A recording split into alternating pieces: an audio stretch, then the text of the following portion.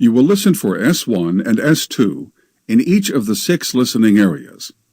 In the aortic area, in the right second interspace close to the sternum. In the pulmonic area, in the left second interspace close to the sternum. In the left third interspace.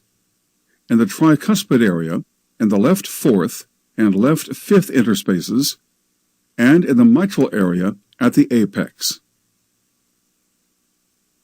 The auscultation sequence will start with the diaphragm of the stethoscope and progress from the base of the heart, moving from the right second interspace to the left second interspace and down the left sternal border to the apex.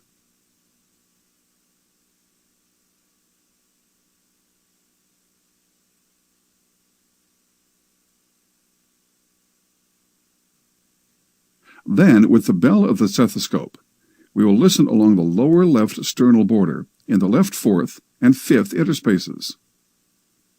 Then we will listen at the apex.